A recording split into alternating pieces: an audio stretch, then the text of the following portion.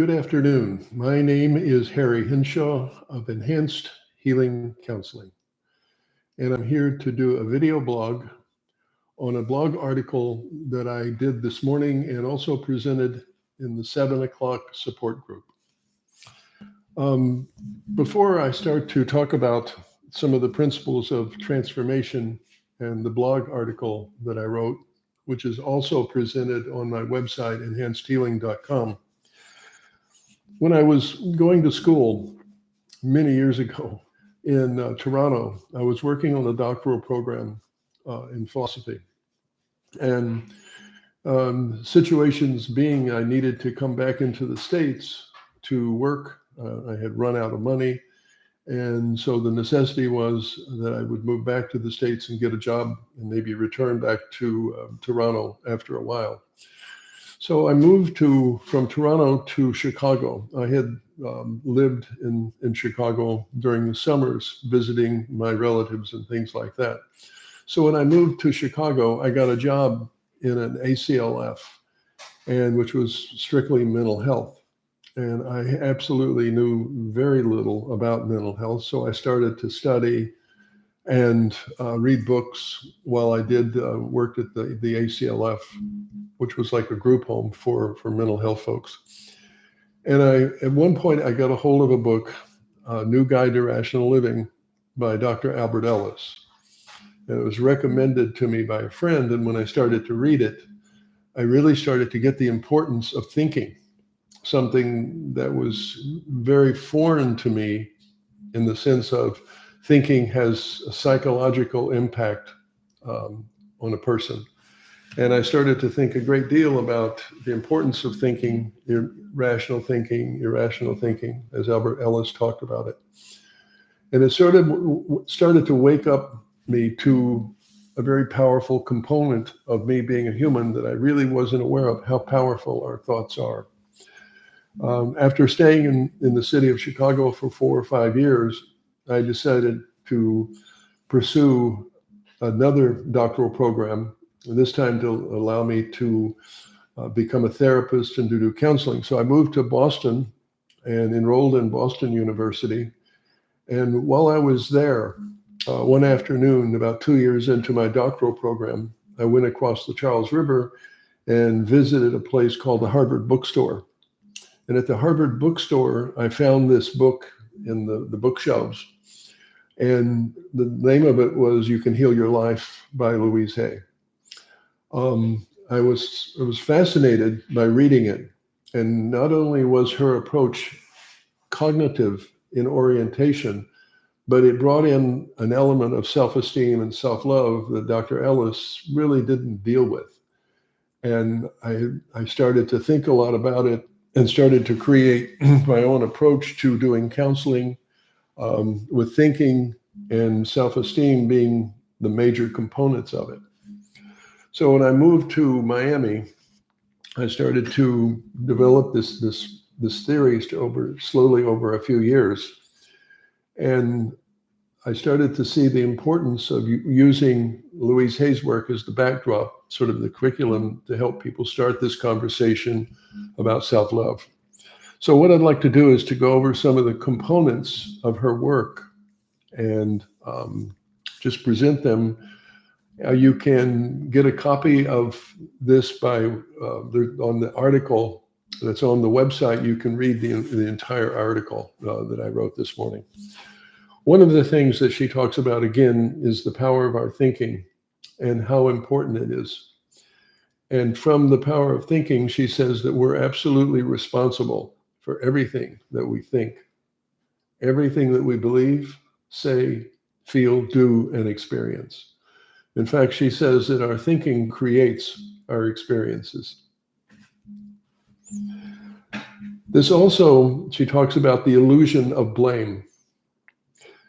And in fact, if we are responsible for everything that we create, then blame is really not necessary.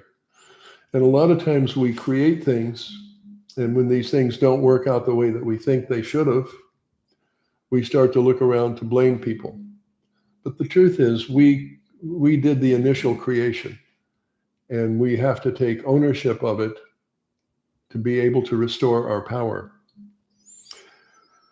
The next concept that I think is extremely important is that we are doing the best that we can at the moment, given the knowledge, understanding, and awareness that we have at the moment. What this has led me to sort of work with people is I emphasize the importance of knowledge, of gaining knowledge by reading, gaining knowledge by watching videos, say on YouTube, having conversations with people. The more knowledge that you acquire, the more power you have. So there's a direct relationship between that. But it's always important to sort of get that we are doing the best that we can. Also, our beliefs, the origin of a lot of our beliefs come from, especially the ones early on, comes from our childhood. And it's not that we are programmed. We create our beliefs about ourselves, especially in relationship to the early people in our lives, usually our parents. And it's here where we pick up what we will talk about later, the belief that we are not good enough.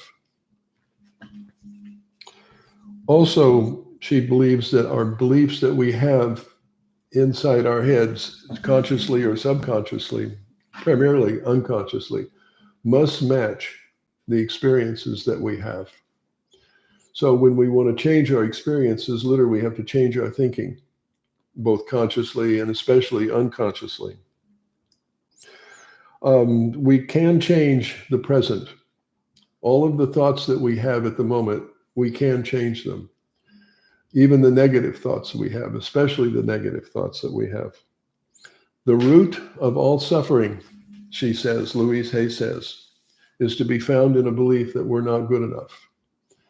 I believe it's the source, the primary source of substance use disorders and also mental health disorders, especially things like depression, where if you think that you're not good enough, you start to have things like poor self-esteem, which can lead to depression. So I believe that substance use disorders and also mental health disorders sort of derive from the fact that people believe that they're just not good enough, that they're inadequate, they're broken, that there's something wrong with them. Also, forgiveness is extremely important in this work of transformation and the work of Louise Hay. When we forgive somebody, when we forgive ourselves, we start to cut loose from the past. We leave the past and we sort of come back to the present. It's in the present moment that our power is. As long as we're stuck in the past, blaming other people, having resentments and things like that, we diminish our ability to change and transform. We have very little power. So when we forgive and let go of our past and move into consciously and unconsciously into the present, we start to restore our power to change and transform our lives. Learning to love yourself, in my opinion, is the primary goal for the people that I work with in substance use problems and also mental health issues. When people learn how to start to love themselves, their life starts to change in everything. Their relationships change, situations at work change, their health gets better. So to me, and I agree with Louise Hay, the only thing that she ever worked with people in what I do now is helping people to learn how to love yourself. And when people learn how to love themselves, like I said, their life transforms and everything gets better. Well, I hope this has been an interesting video this afternoon for people. Again, if you want to read the article that this is from, it's on the resource section of my website, enhancedhealing.com. And the name of it happens to be about you can change your thinking, you can change your life. So I'd like to thank you for showing up this afternoon. And again, I will be here attempting to do more videos.